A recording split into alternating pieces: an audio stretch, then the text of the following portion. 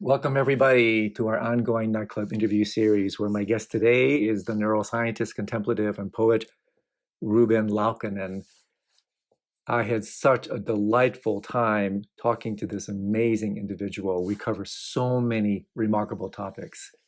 What is the role of deconstruction on the meditative path, and how do dreams fit in? We talk about meditation and the plasticity of the predictive mind, how it is that crisis sparks evolution, and then topics like naïve realism, how space and time are constructs, non-contextual realism, representationalism, and how the meditative path is really kind of death in slow motion. Is it even accurate to talk about the mind? Or is minds more appropriate? We then turn to what's left after all this cutting, negating, and deconstructing. Are there in fact wholesome constructs? And how can lucid dreaming help us with things like generation stage meditation? You will quickly see, as I did, why Ruben is truly a shining star in this new and exciting field of contemplative science. Hey, welcome everybody to our ongoing nightclub interview series, where I cannot tell you how excited I am to introduce you to my new guest. I'm bursting with excitement to talk with this remarkable individual, and I think you will see why shortly as we get into his remarkable mind. So as usual, I'm going to read a little brief official bio, and then we're just going to jump right in. So Ruben is a scientist, contemplative, writer, speaker, kickboxer, and poet. He has authored the first unifying scientific theory of both meditation and insight. Ruben's mission is to know the mind in order to uncover simple and effective empirical paths towards peace. I wanted to read one last little thing. Ruben received his PhD from the University of Queensland in Australia, winning the Research Excellence Award for his dissertation on insight experiences. He is now based at the VU University of Amsterdam as a postdoctoral fellow, researching the effects of advanced meditation practices on the mind and brain with Professor Helene, is it Slachter? How do you pronounce your name, Ruben? Slachter. Yeah, I was pretty close. Yeah. Using a combination of neuroimaging, machine learning, and phenomenology. Ruben is investigating some of the rarest states of consciousness. He has published articles in leading journals, regularly speaks at international conferences, consults for the Organization of Economic Cooperation and Development, and has written on topics that range from artificial intelligence to psychedelics. Ruben has an eclectic contemplative background, including traditions such as Zen, Advaita, and Theravada.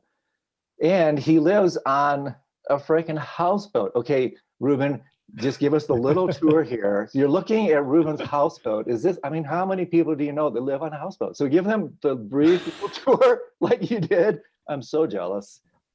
Okay, I'll do my best here. I've got to lift my microphone at the same time. So you might get sorry, but it's just so cool. Back here, but here you go. Show them, right? So here, look at that. That's his backyard. Like, how awesome is that? I just love it. So I have to share a couple of words about my new dear friend. I originally met Ruben at a wonderful event that's been going on for 11 years that I was invited to join this past year called CONDS, Cons, Consciousness, Non-Duality, and Science. And I heard Ruben give a presentation a couple of months ago that I was deeply, deeply impressed. And I really felt like I had met a kind of kindred spirit because of his just the eclectic nature of his life and the fact that he's not only an incredibly articulate thinker, researcher, and contemplative, but he's also a poet. And Ruben has shared generously some of his remarkable poetry, which really moves me. And so with my deep affiliation for the arts and music, his deep affiliation for poetry, and the kind of the rigor approach to the nature of mind, I felt like I've discovered a long lost brother. So Ruben, my dear friend, I cannot tell you how excited I am to have you for an hour or so to talk about, I think, some really cool topics. It's such a pleasure, Andrew, and I share your feeling. When I've heard you speak at cons, it's resonated deeply, and I also really appreciate your eclectic and I think on your website you said full-scale living or something like that. Yeah, right. That resonates deeply with me, so it's such a pleasure to be here. Well, really, I've been looking forward to this for so long. There's so much to talk about. We got on a little bit before we started recording, and I said, Ruben, I want to pause for a second because I have so much excitement here about your work. I want to share it. I want to save it and share it with our listening audience here. And so I do want to seed a couple topics. There's so much to talk about, but I wanted to start, Ruben, with actually what you share in your bio online here, that Ruben's mission is to know the mind. And when I read that, I immediately thought of a statement by a colleague, someone I'm sure you know well, John Kabat-Zinn, where he said this, it's the most beautiful thing in an interview with, I think it was Richie Davidson, where he said, if we know the mind fully, we get beauty, the arts, and all things wondrous. When we don't know the mind, we get Auschwitz. And so I thought that was like the most kind of beautiful and also gritty description of how important it is to know thyself, to really explore the nature of who we are, and how it is that we construct this illusory thing called self, which is the brilliance of this most remarkable paper that Ruben has recently penned, the title of which is, don't be intimidated, by the way. This paper is highly readable. In fact, Ruben, when I read it, I couldn't put it down. It was like a novel. It was like, I have to finish this thing. It was so insightful. And so, for me, just the richest articulation of the cross-pollination between East and West, really just the best of this kind of integral approach to mind. And so the title of the paper is From Many to N in parentheses, right? It's hard to kind of rephrase this, from many to one, or put the N in front of it, from many to none, meditation and the plasticity of the predictive mind. And in this paper, Ruben, you go into so many things that are so near and dear to my heart that I really wanted to spend time unpacking what I derived as some of the seminal insights in this indeed seminal paper. So first of all, congratulations on this work. And let's start with your permission, let's start with what I think is one of the most cogent summations. In fact, you presented this at the cons meeting in a slide that just kind of blew me away because it was so succinct, where you said resting in the present moment is annihilation. And I want to start right into the essence of that, because in many ways that's, you know, kind of the seed syllable upon which this entire paper is constructed. And so it paraphrased to the best of your ability, the essence of what you're trying to convey in this work. And then I want to get into the weeds. I want to get into the thick of it and explore some of the topics, excuse me, that really strike deeply into my heart, and also connect for our listeners to the Nocturnal Meditations and how we can explore some of what Ruben is talking about using the Nocturnal Meditations altogether. So how does that start as a diving board? That sounds great, Andrew. Yeah. And I'm really happy to hear that it resonates. I mean, part of my goal with this paper was indeed to take into account as much as possible the lived experience of practitioners like yourself in sculpting a kind of a framework for looking at meditation that I hope can be understood a bit like I kind of visualize a fractal or something like that, where it's at an intuitive level, it can be grasped, but then if you zoom deeply, you really get the specifics into something that I hope eventually is also computationally tractable. So something that's a really rigorous model as well. Okay, so what's the essence of the idea? And so you mentioned this one excerpt, which is that resting in the here and now is annihilation.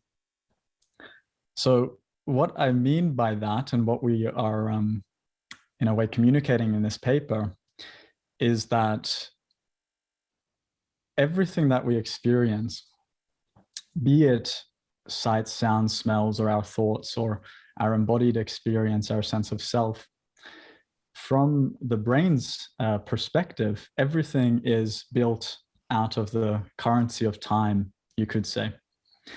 There is no experience without some projection of the past onto what we might call the neutral data that we suppose is coming in.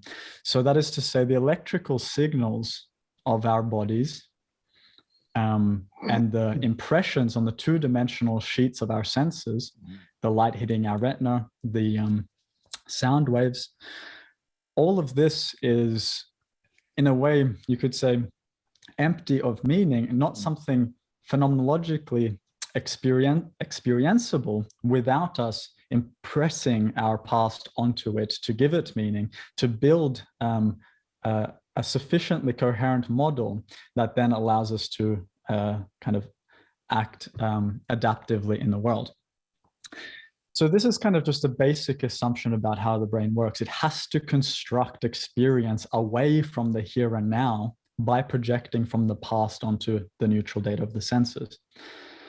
Now, what's kind of interesting about how the brain does this, according to our kind of best understanding at the moment, is that it does this hierarchically.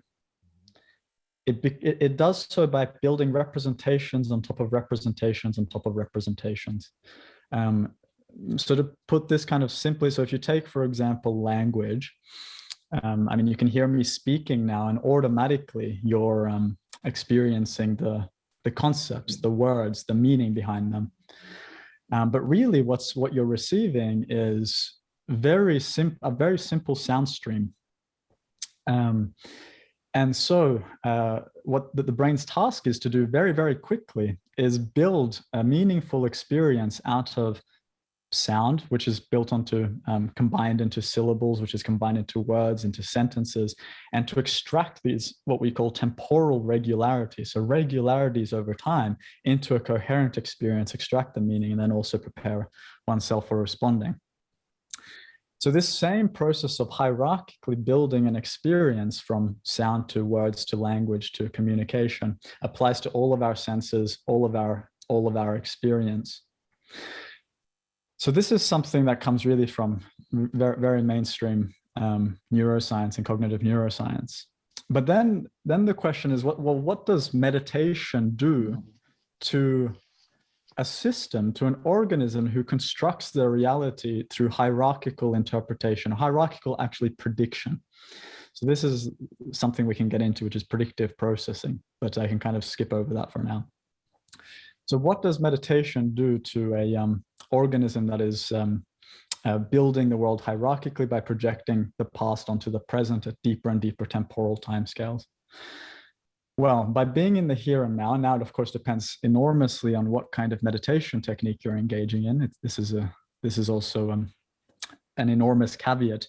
But if you think of many of the meditation techniques that we use, especially in Buddhism, you get this general tendency towards deconstruction, or if you can even put at the heart of it that there is this sense of going deeper and deeper towards the here and now. The here and now is somehow at the heart of many meditation techniques.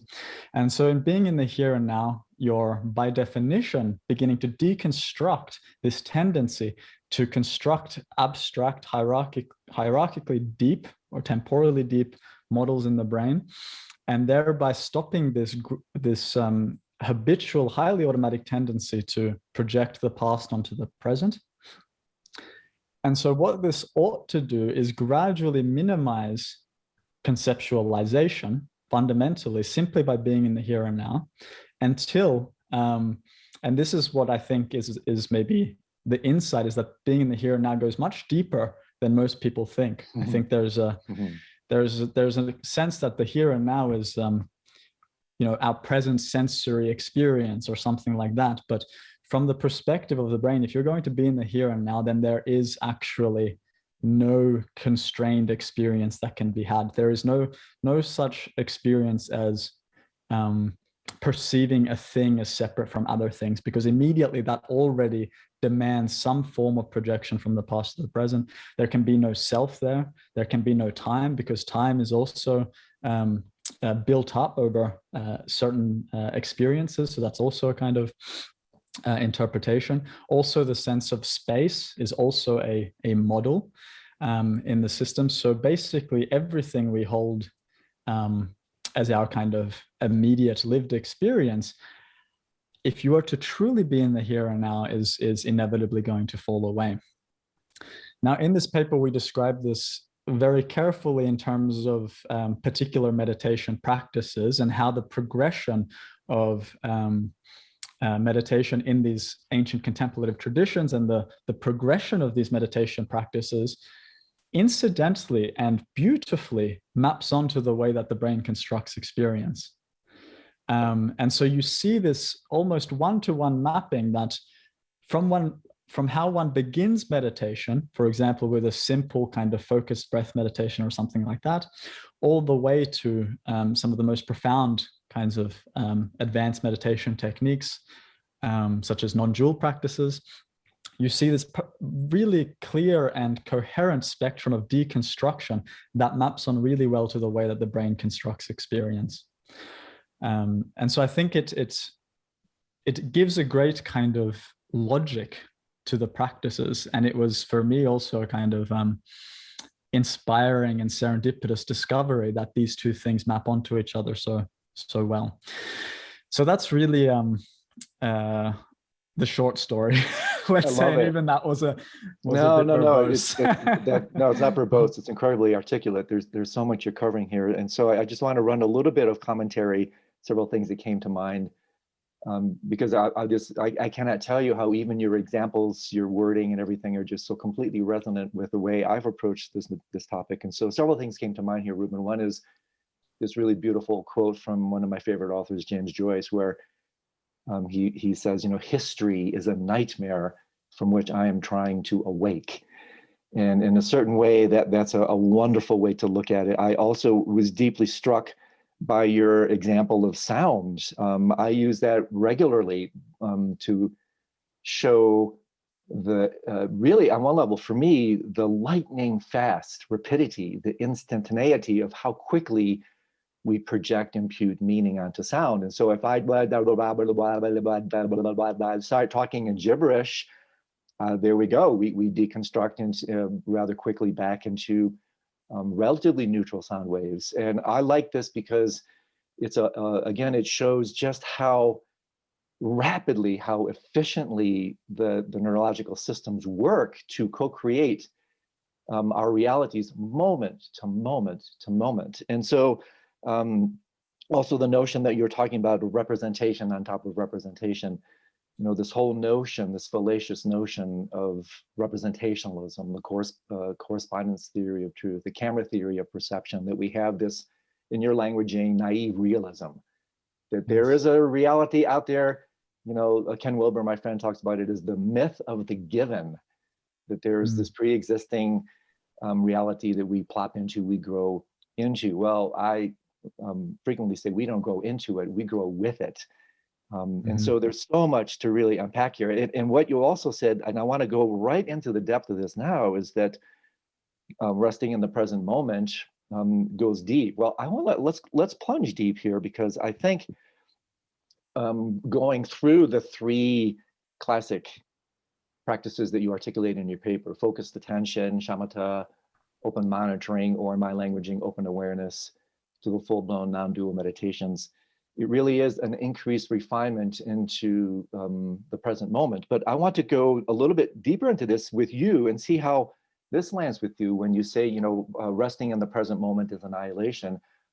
I would argue both doctrinally and experientially that we can go so deep into the present moment that we annihilate even the present moment, where the present moment itself is then discovered to be itself illusory, a construct. And as you know, Einstein even said, space-time are constructs. It's not this passive fabric upon which we live our lives. It's actually a construct, co-enacted, co-emerged at the same time we create this sense of ego.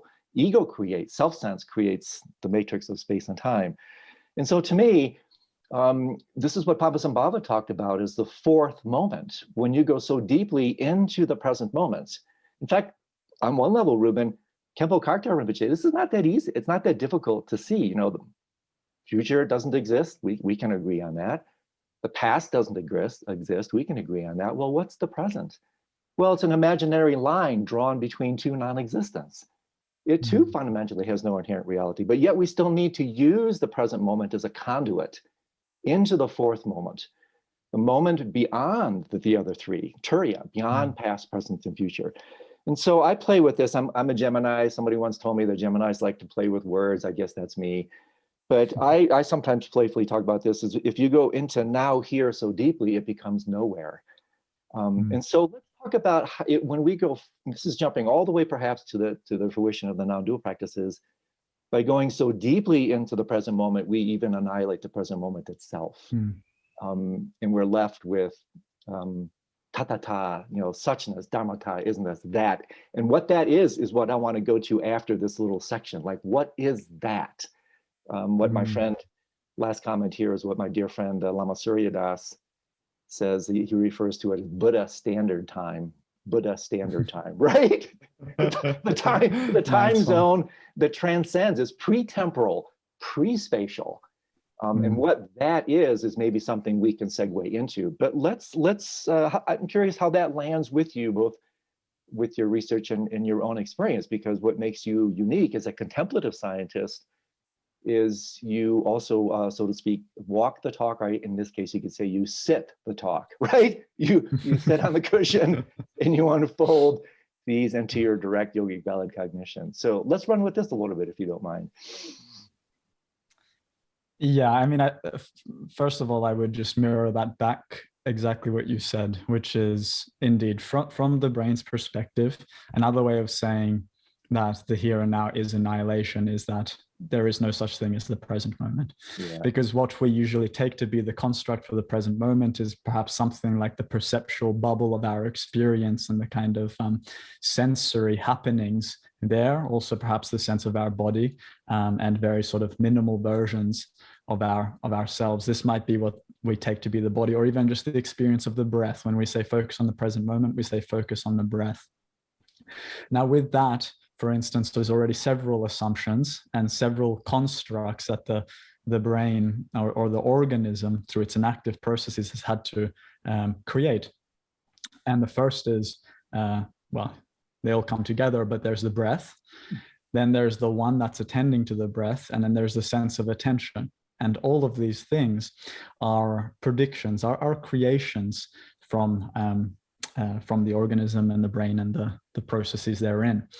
And so what we actually think about as the present moment, already there is multiple constructs, multiple beliefs, multiple actions, multiple doings are built into that. So indeed, if you think about meditation as the most sort of, this is sort of just one way to think about it, the most sort of profound non-doing, a complete undoing, complete non-doing, then one must also release this doing of attention, the doing of the idea of, for instance, the breath, the doing of the idea of one who is meditating.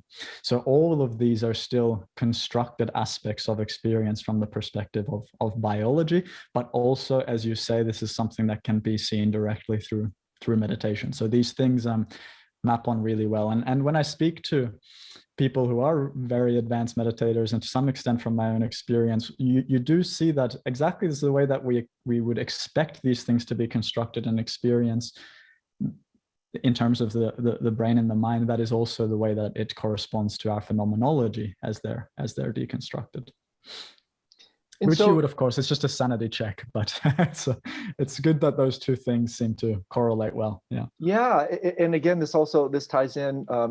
I just want to kind of somewhat recontextualize this for our listeners in terms of the progression and the trajectory of these nocturnal meditations. And so, Ruben, in my kind of mapping or cartography of the exploration of mind, this is my term, neologism, the nocturnal meditations, where nocturnal is basically a code word for subtle.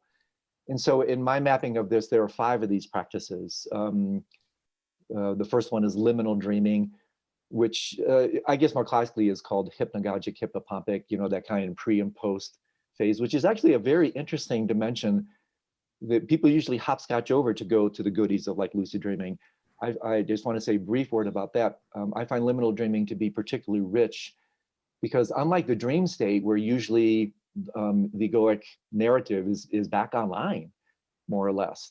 Even though it's not articulate, there is a relative a self-sense in the dream. I'm experiencing this. Well, in the liminal space, we can actually watch that deconstruction and that narrative actually come undone. And so liminal spaces and liminal beings, in a certain sense, you're a liminal being, situations, places, Bardo-like experiences that don't fit. And this is a really, with correct observational intent, liminal dreaming becomes a very, very interesting way, in fact, to watch with a really sensitive lens of the mind, how it is, in fact, the self actually comes undone. In fact, if it didn't, we wouldn't fall asleep, right? That's one definition of insomnia. So just briefly, so with liminal dreaming, that progresses then matures into lucid dreaming, progresses into dream yoga, progresses into sleep yoga, luminosity yoga, progresses into Bardo yoga. A fundamental narrative along those five is the kind of Hegelian transcend but include, where each succeeding practice transcends but includes its predecessor. And so therefore, in a very real way, what we're talking about here, I want to just recontextualize this for our listeners, is we're shooting all the way to the top. We're talking about Bardo yoga. Bardo yoga transcends but includes all five. And by this, what I mean is that in a very real way, as far as I've been able to determine it for decades, is the spiritual path in particular, and meditation, I should say the spiritual path in general, and meditation in particular, is really kind of death in slow motion. It's a way to titrate, in other words, on our terms, to drip this process of de-reification, this process of death and dying. And this has colossal implications. I mean, one of which is the following, that, if we can discover now the illusory nature of the delineated ego self, the problem of life and death is solved. And so, as my friend David Loy says, such is the Buddhist goal, to discover that which cannot die because it was never born. And so understanding this, like what we're talking about here, goes really deep. I mean, it is actually a way to go all the way to the top to fundamentally reveal the death of death, that death is an illusion, that it's fundamentally itself a construct. And so by deconstructing now, dying now on our terms, according to the wisdom traditions as I've come to understand them, we can actually penetrate through the illusory nature of death itself and realize that this fundamental continuum, and this is now we're hopscotching all the way into the domain of the true non-dual traditions, understanding and discovering this dimension of mind that actually is not subject to the ravages, the vicissitudes of space and time, old age, sickness, and death, deconstructing all the way down to that which cannot be deconstructed because it was never constructed, the very fabric of formless awareness itself. And so this is where I want to take the conversation, if you're okay with it, for just a few minutes to see how that resonates with you. I know as a scientist, sometimes, and I asked this question to my dear friend Richie Davidson, and his answer was wonderfully agnostic. He said, I don't know. Where I asked him, I said, Richie, if I'm pinning you in the corner, are you comfortable telling me that mind equals brain? And he said, Andrew, I said, I don't know. I'm agnostic on that. So I'm asking you I'm throwing a couple noodles against the wall here, Ruben. I'm wondering how they're landing with you. Are you able to, maybe starting at the end, make the proclamation that mind is in fact reducible to brain, or are your models and understandings, both experientially and through your research, allowing you the opportunity that perhaps in fact that is that reductionism is slightly facile and fallacious? Well, deep stuff. Are you okay going here? Absolutely. Yeah. That's what we're here for. This is what it's all about, Well, is mind reducible to brain? Well, I would say depends what you mean by mind. But even if you take actually any definition of mind, by my view, it's not reducible to the brain. But my answer to why might be somewhat different than you would usually hear. And that's because I don't think a brain in a vat does very much at all. If you take this organ, which we've reified into an object, into a thing which happens to have certain boundaries within the skull and related to our nervous system, which we've kind of cut out from the rest of the body and chose to really investigate as a separate entity. If you take that separate entity and you put it in a room with no input, no body, no action, no input from the world, not much is going to happen. So I don't think the mind is reducible to the brain. I think it's kind of absurd to think that, actually. And if you can take kind of a simple experience like, I don't know, seeing the sun. Just to see the sun and feel the warmth of that sun on the body requires, first of all, well, the input of the sun. It requires the body, which interprets those signals to have an embodied experience of warmth from that sun as well. It requires all of our past experiences with particular suns in certain particular contexts and all our beliefs about it. And then it requires, of course, a very important organ, which is the brain, as a kind of important link in the causal chain that gives rise to an experience of things and objects and experiences and feelings. So I would say the brain is an important link in a much richer enacted chain of events that gives rise to what most people think of as the mind. And now, as you say, there's something really important that's maybe not that also needs to be included, which is that which is aware of all of those processes taking place.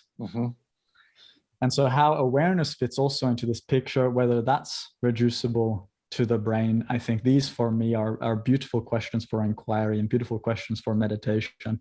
But phenomenologically speaking, it's quite clear through meditation practice that all things can be reduced to concepts. They do become concepts, and what we face in the end is ineffable.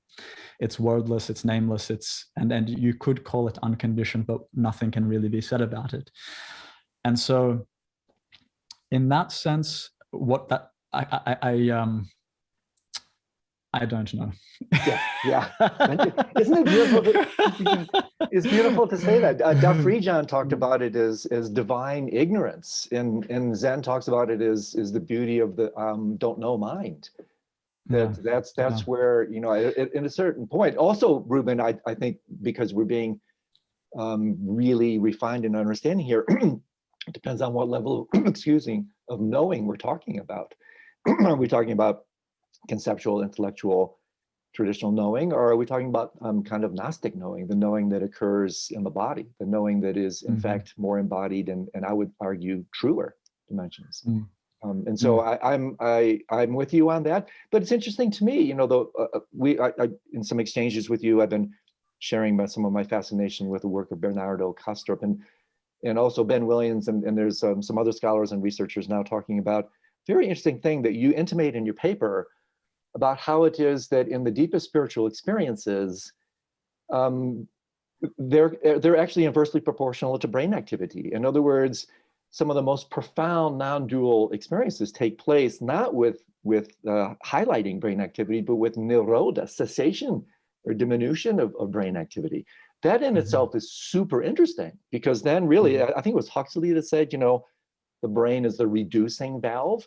Well, when you stop the reducing valve in both senses of reductionism, then in fact, perhaps as the brain goes offline, spirit comes online, and they're inversely proportional. And you seem to intimate that in your paper, that the more active neurological and brain processes are, the more the reduction and even really, I would say, shrink wrapping of reality takes place. And so I find that also extraordinarily interesting. It gives some traction, credibility to near-death experiences, some of these outrageous proclamations when people are neurologically flatlined and they come back, like in Buddhism, the super esoteric Daylok tradition, where people can voluntarily go into suspended hibernation for extended periods of time. They're clinically dead. And then they come back and report these outrageous kind of stories. So I'm wondering, again, how that lands with you. And I also wanted to say one point of clarification. I find it very interesting, even when we use, even when we use the word mind, if in fact we are not slipping into a near enemy of the articulation of the beauty of language, where isn't it more accurate to actually talk about minds? Because even if you say mind, that seems to imply some kind of monolithic, like your paper even suggests, from many to one or to none. So isn't it actually even more accurate, not even to use the word minds, but to, when you write now, MID paren S, that it's not a single monolithic mind, it's actually in Buddhist terms, dharmas, atoms of experience, that moment to moment to moment, a new mind comes into being. a new sense of reality is actually constructed. And so even that, I think, can help us deconstruct our notion of mind itself, that it's not a singular, it's a plural. Yeah, I mean, there's so much to talk about there. And I think it's really actually something I struggled with as originally as a cognitive scientist. That's what I kind of did my PhD in before I really got into the brain, and because we were studying this thing called the mind, but I just couldn't get a clear answer from anybody on what this thing called the mind is that we're studying. All I would get is details, Ruben. Constructs. Details, right? Yeah. And I tell you, really, to this day, I don't think anybody's given a satisfying definition of mind. And even if you do come up with a satisfying definition, still it's a net that we're casting over certain phenomenological phenomena.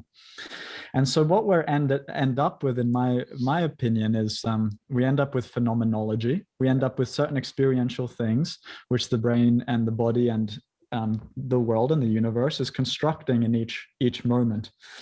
And those things are being constructed through the way that we now look at this through predictive mechanisms. So exactly. This sort of segues into beautiful. Let's go there. You mentioned this quote from Huxley, the idea that the brain is in a way a filter for experience.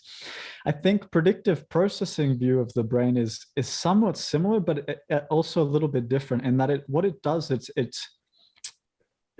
imparts the brain as a much more creative engine than we thought of before. We sort of thought of it as a kind of passive information processor.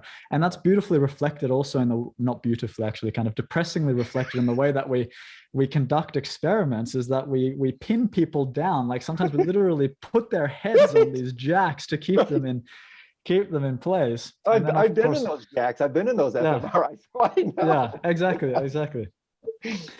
As if we are just these information processors just taking the world passively. But now right. The best understanding of things is that the brain is very creative. It's a predictive engine. It's taken what it knows and it's actually constructing actively the present moment, such that actually what we're experiencing, thinking, feeling, all of it is actually our own projection, not even actually derived from what's coming out from the inside, outside.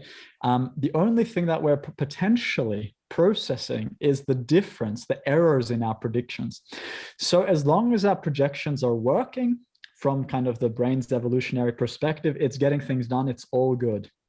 And so it's also really in our best interest to kind of fulfill our projections constantly, right? Because it's much easier that way. And the brain doesn't have to take in new information. It can just keep creating more and more predictions in this way.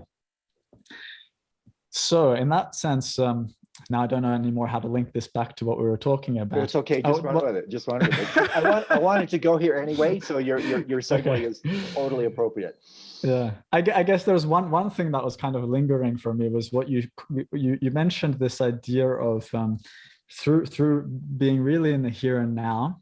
Well, we deconstruct the present moment, but in a way we also deconstruct death and birth into this sort of deathless state. And so there's a really simple way to understand this, that if what we're experiencing in any moment is a kind of constrained hallucination based on our past experience. Constrained and consensual, correct? Yeah. Yes, exactly.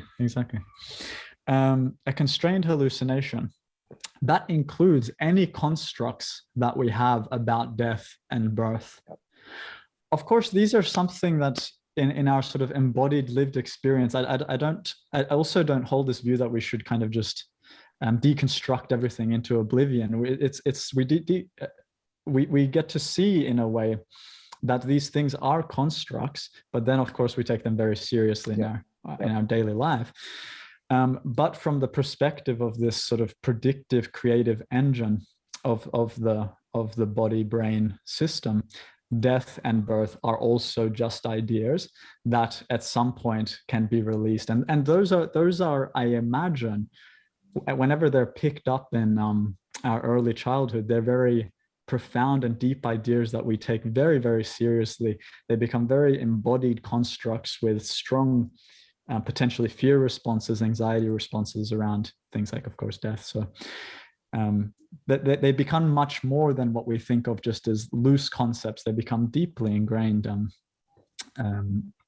ideas that are important from the body's perspective. So fantastic. Oh my gosh. Deconstructing them is no small feat. Yeah. No kidding. Yeah.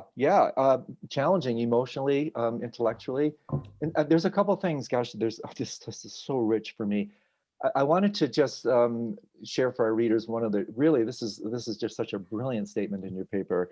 And then I want to go a little bit further into this because this is some really juicy stuff. So this is what you say here. I just was blown away by the clarity of the statement. The brain is an organ that repeatedly regurgitates the world through predictions derived from the past. I mean, that's just such an astoundingly clear statement. And to me, several things come to mind here. One is just overarchingly that this path, the near enemy, it's like you're saying, you're alluding to one of the colossal shadow sides of postmodernism and radical relativism, right? Transitioning now into philosophical thought that reality, it's not a sliding scale into into nothing. You know, at a certain point, the via negativa. So in other words, one way to contextualize what we're talking about here in classical terms is the via negativa, you know, neti, not this, not that. The apophatic way in Christian theology, that eventually we're deconstructing all the constructs, not into a nihilistic oblivion, just an oblivion of our constructs. And therefore, what becomes really interesting then, like what is left, again, the fourth moment, then you transition into the cataphatic or the via positiva. Like, so then what is left when everything is taken away? And so I want to go there with you in just a second, because otherwise it's like, okay, geez, like, why bother? Why don't I just shoot myself, right? Well, no, don't shoot yourself, shoot your constructs, right? See through them. So where this ties in for our listeners to dreams is that, and let's run with this for a second, Ruben, is that in fact, one of the really brilliant things about the dream is that bottom-up processing, we haven't used this languaging yet, but it's implied, it's in your paper, bottom-up processing, sensorial input, in the dream state is negated, abated, I mean, Zippo, right? And therefore, the beauty of the dream state is top-down processing dominates. In fact, you could really argue top-down processing is all there is. And so therefore, dreams become, with a proper lens, and this view creates that proper lens, profoundly revelatory. That's why the moniker for dream yoga is the measure of the path.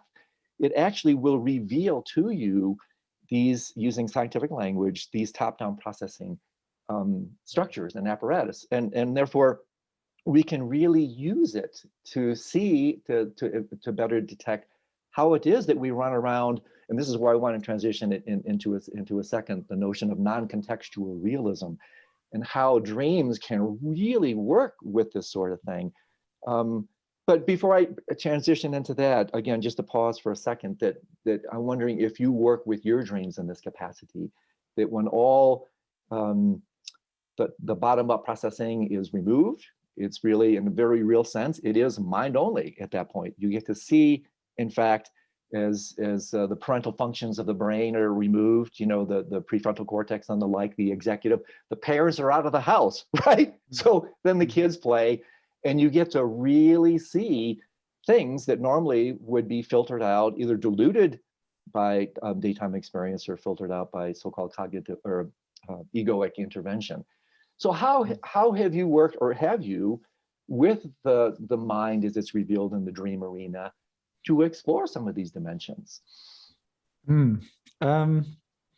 Yeah, I have to say, I'm not an expert in this domain. I did go through a long period, well, about a year, where I was lucid dreaming quite heavily, but that was nearly 10 years ago now.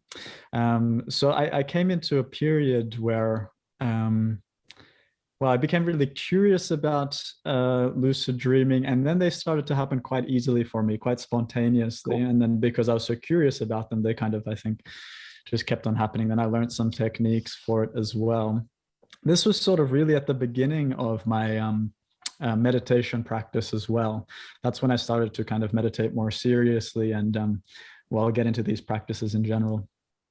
And well, let me share a funny experience with you, because this is kind of where it culminated my my lucid dreaming journeys. So I would go into these lucid dreaming, and I don't think I was using it in a wise way. I think I was kind of getting in there and just having fun with it and exploring what it was to be able to interact with your own projections. How deeply could we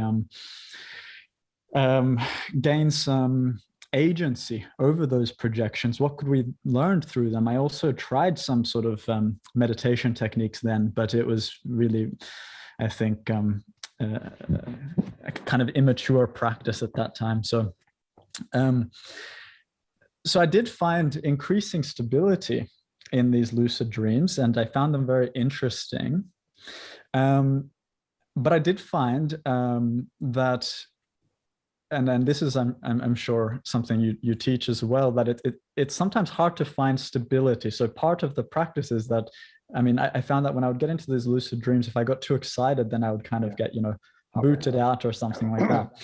So this was kind of pre any inception stuff. So I was trying to figure out how can I stabilize this lucid dreaming space. And so I kind of spontaneously, this is about 10 years ago, came up with this idea that, well, what if I, in this world of my projections, project a bed in my lucid dream, and I get in that bed and I go to sleep? Oh, that's awesome. Yeah, what would happen? Yeah, so I did that. I projected myself a bed after I woke up in the lucid dream. I got in that bed and I went to sleep. Oh, wow. And then I would wake up again into another lucid dream. Yeah. And I tell you, I would find that then things became more stable. It was more solid. I felt that I could move around the space without getting kicked out of the lucid dream. Wow. And so I began this experimentation with this, where I would then make another bed and go to sleep again, and then do it again. And each time, progressively, I found myself more stable in the lucid dreaming space, and I could kind of move around there more easily. And so I did this.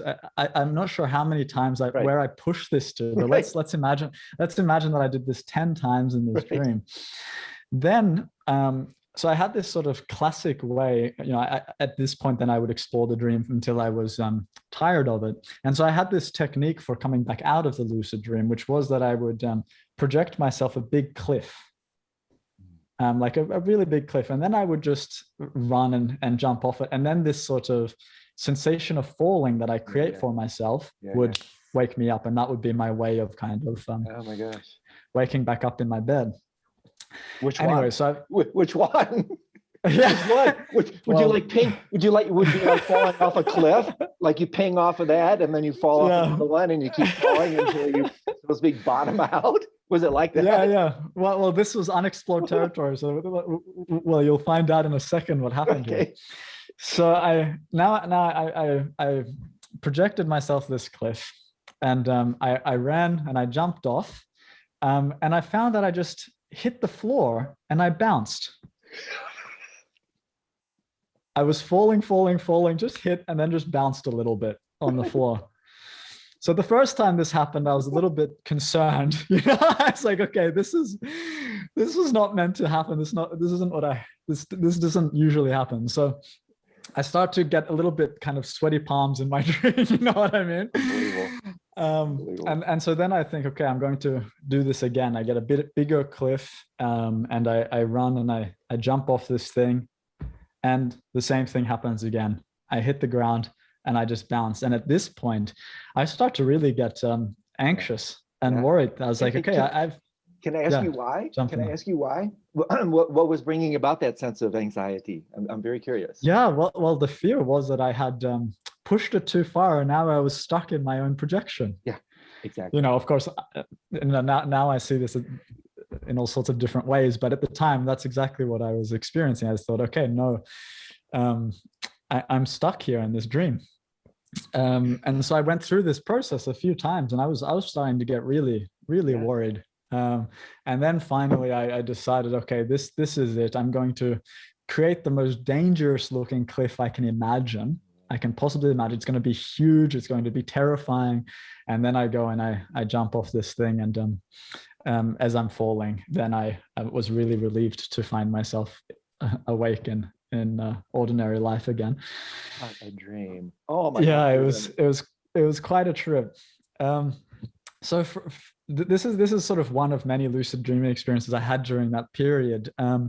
But what I came to think, and now from what I've heard you speak about, and I didn't know about dream yoga and these sorts of practices at that time, but what I concluded, and this is when I was about 19, was that what I was doing when I was going into these lucid dreams, indeed, just exactly as you said, I was exploring my own projection, and then my sort of most extreme version, actually, of my ego, who was fully in control of everything, was actually out there playing.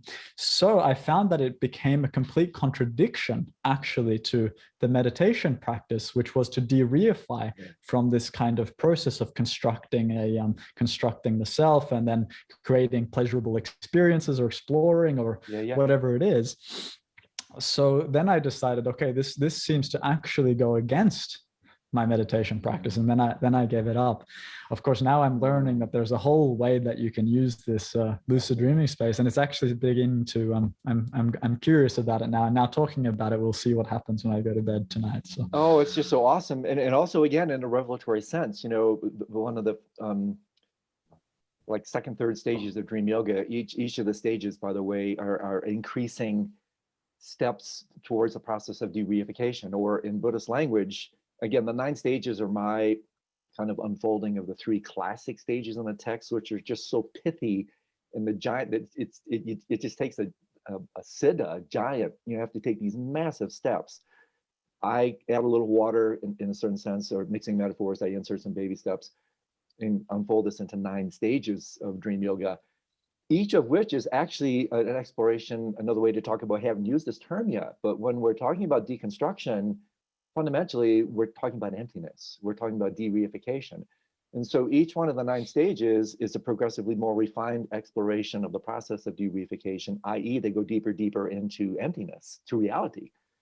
And so therefore, the reason I mentioned this, Ruben, is that now if you perhaps revisit that, again, one of the really interesting things about dreams, the revelatory, the measure of the path, is they reveal these predictive processes. They reveal our habits, they reveal our karma. And so therefore, by that, what I mean is that even now, perhaps when you fall, with some practice, when you fall, you actually won't even hit that ground, because that ground itself is revelatory of your propensity for reification itself. You are the one that creates that sense of ground. And so I'm immediately struck by your dream just blows me away. What Trungpa Rinpoche famously said, you probably heard this, the bad news is you're falling through space without a parachute. The good news is there is no ground. And that groundlessness is emptiness, is in fact formless awareness. And so let's start to take this now into this arena of non-contextual realism. And with your permission, I want to read a couple statements from 2, I think, really seminal thinkers that you're probably familiar with. And if not, I'm sure you'd be delighted. One, of course, is Donald Hoffman, right? In his ITP theory. I want to read a couple things here because listeners will, when we ping this back and forth, will realize how profound what Donald says, and then the second author I'll read in a second, how these statements apply to what we can explore in the dream. And so when I read this, when the book first came out from Donald, I said, oh my gosh, this is exactly what the dreamscape has revealed for me. And so I'm gonna, with your permission, I'm gonna read a couple things. It's so similar to what you talk about in your paper. I wanna send this your way, and then I wanna bring it back to this dream arena where we can explore this notion of non-contextual realism in the most, I think, articulate way. And so, to backpedal for just 1 second for our listeners, the reason I want to do this is because when we're exploring this material, especially within the kind of the Buddhist framework, In my estimation, Buddhism, my favorite definition of Buddhism is it's not a belief system. It's not really a philosophy or philosophy of mind. I used to think it was a science of mind, but Evan Thompson helped me cut through that. My favorite definition is Buddhism is a description of reality. And so therefore, what we're talking about here is in fact reality. And so what we're going to be challenging, we've been pinging this term around, a naive realism, the assumption that there's this pre-existing determinate world that we fall into, and that therefore we are the victims of. And so these teachings have tremendous applicability and practicality. They're really highly empowering teachings. They show us that, how to take responsibility for our projections, for our hopes, our fears, our imputations, all of which can be revealed in the dream. And so by challenging the status of appearance on our way to reality, maybe we can, these are empowering teachings. They give so much more, they distribute power back to its rightful source, which is us. And therefore that revelation in itself is not always pleasant, because as dreams will reveal, what is revealed through meditation and through the Nocturnal Meditations in particular are sometimes not things that we want to see, not things that ego wants to be aware of. So that is a preface. I want to read a couple of these things and then go into this, because you talk about this so beautifully in your paper.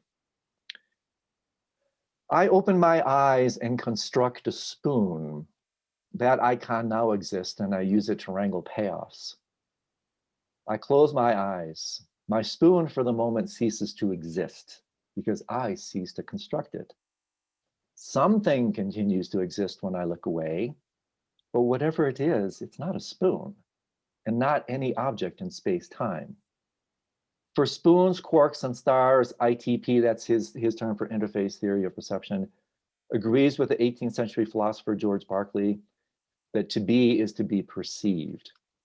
And so I'm going to briefly pause for just a second, see how this connects to dreams, and then I want to go a little bit more with Donald, and then let's discuss it, okay? So the reason I say this, and this is what I have experimented with in dreams, Ruben, is that again, dreams are revelatory. We go into the dream, lucid or non-lucid actually, even lucid dreams, we fall prey to this predictive process, where we just feel there is a dreamer, that I am experiencing this dream, and that in many people, they probably haven't thought about it. There's a kind of a pre-existing dreamscape that's there waiting, for you to experience. Well, with a little bit of examination in dream yoga, and you can even do this as a thought experiment by looking back from the waking state onto the dream state, you can really assess the veracity of these proclamations, that there's no pre-existing landscape in there. It's an immediate revelation of your projection. And so, for instance, like when Carlos Castaneda, in his famous book, The Art of Dreaming, says, look at your hands. Well, there's the assumption that there is a hand to look at. And what happens that these practices reveal is, no, you generate the hand in the process of looking. There's no hand to look at in there. It's through your power of habituation that you create that hand. You create that landscape. And so what happens in the dream is exactly akin to what happens here. Like, for instance, when I turn around in my dream, I'm actually in that instant, with the rapidity of you imputing meaning from my voice, instantly creating that reality. And we do it with such rapidity that we feel it's pre-existing. But it's just basically revelatory of the lightning fast construction process. That when I turn my head in the dream, there isn't a pre-existing room that I'm turning into. As I'm turning, I'm enacting that environment. And again, that points out this idea of non-contextual realism that Donald is talking about and that you write about. That in fact, there's a world out there, independent of me, that doesn't have anything to do with my participation. Well, the world is highly participatory. We enact it, we co-create it moment to moment. So let me take this a little bit further. And sorry if I get excited, because I love this stuff. That's great. And it's like, this stuff so gets me excited. So here we go. So as soon as you look away, the spoon ceases to exist. Something continues. We're going to come back to that, because this is the via positiva. What is that, right? Something continues to exist, but it's not a spoon. It's not in space and time. The spoon is a data structure that you create when you interact with that something. Now, don't just think spoon, think everything. But there's another way to explain our consensus. We all construct our icons in similar ways. Again, this is this consensual reality, like Anil Seth, right? Reality is consensual hallucination, consensual construct. As members of one species, we share an interface, which varies a bit from person to person. Whatever reality might be, when we interact with it, we all construct similar icons because we all have similar needs and similar methods for acquiring fitness payoffs. Indeed, there is no need to posit any physical object or a space-time that exists when no one observes. Space and time are simply the format of our interface.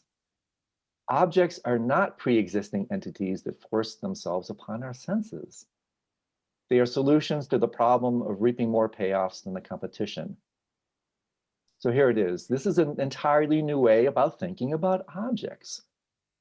We create them quickly as needed to solve fitness gathering problems. And then he goes into this whole Darwinian thing that we can talk about if you want.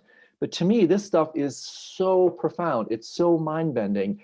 And it is such an assault on the traditional way of viewing reality that really, again, the consequence of it is listeners are going, oh, geez, this is like, well, why are we talking about this? This is kind of cool armchair philosophizing.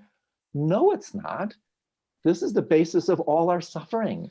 This is the basis of all our happiness and a kind of a transfer of power back to its rightful source, which is us. So I know that's a lot, but I think this stuff is so important. And something, again, that we as dreamers can explore, that we take as axiomatic. We go into the dream, all my body's there. No, it's not. If you look down on it, you create it in the instant of looking. And then take that insight from the double delusion, extrapolate it into this, and realize that what I see now is the wall behind, the room behind me, actually doesn't exist for me until I turn around at the speed of sight and actually enact and co-create that reality. So I know that's a lot, but that's just because I'm so jazzed about this topic. I'd love to hear what you think about this. Yeah, I kind of get the feeling that you've expressed it so well, and I think it resonates beautifully with indeed predictive processing, the way that we understand that this moment is being constructed. I think that's clear. And so then I thought, well, it's also maybe nice then to pay some homage to the constructive also part of meditation. I mean, yes, this thing is our embodied construction based on the past experience, everything in a way. Then there's still this sort of pragmatist in me, and also this something we didn't get to touch on yet in the paper, which is, of course, then there's also this important thing of reconstructing the system, the organism, the sense of self, our experience, and our actions in a way that's wholesome and compassionate and creates happy and peaceful lives. So this is something of course, is deeply important. And so in that vein, I thought also that's something nice to add to this sort of model, let's say, is what happens under the hood when we're in even a profound state of non-doing. So let's imagine that the organism, ourselves even, is in a state of deep and profound non-doing. Our predictions have settled down really deeply.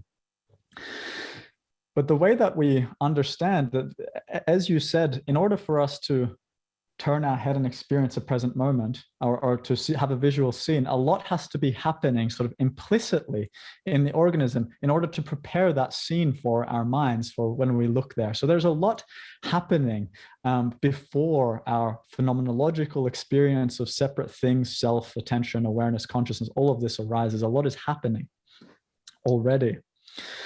So if we're in a profound state of phenomenological non-doing, that doesn't necessarily mean that everything has stopped. You know, we're still going to, and maybe there might be some very rare exceptions to this, and we can even perhaps talk about that. But homeostatic processes, the processes that regulate our blood flow and our heartbeat, and the temperature of our body, these things are ongoing.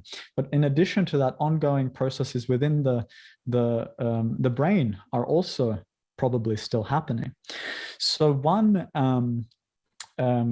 kind of interesting model from Carl Friston about what's happening in this under the hood, even when we're, for example, in deep sleep, is that the brain continues to prune its models. It continues to sharpen things. So I think there's a quote in one of his papers, and it's that it's kind of like the artful removal of a sculpture from stone.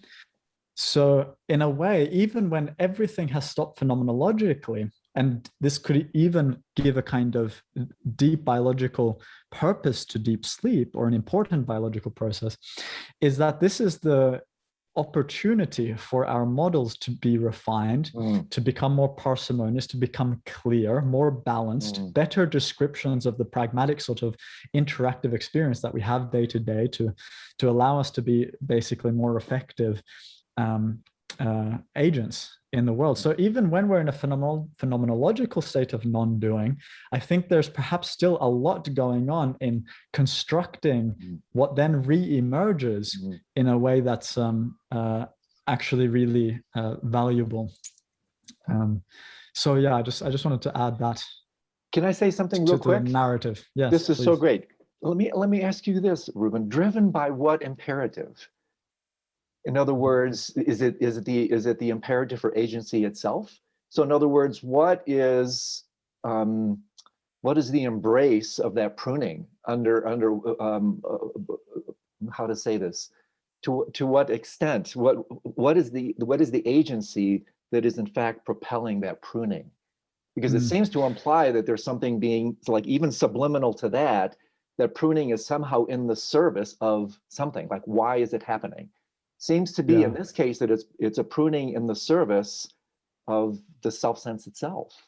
Can you say that, or is that too much of a conjecture?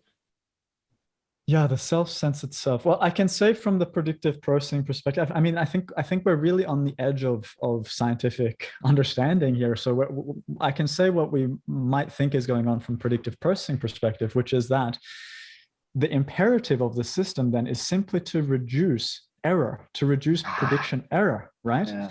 So under this framework, the idea is that all of our action, behavior, perception, and thought is all in the service of reducing error. So even when we're completely unconscious, the brain continues this imperative of testing its own predictions against itself.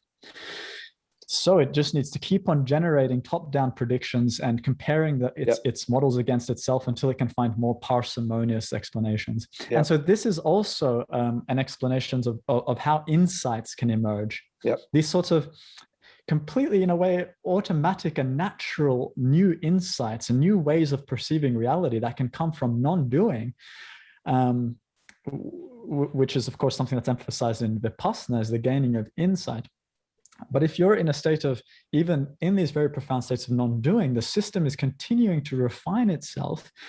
It's still possible for new perspectives, new insights, new ways of looking at reality to naturally emerge through this automatic imperative of reducing prediction error, or whatever it is. And now, what is it ultimately in service of?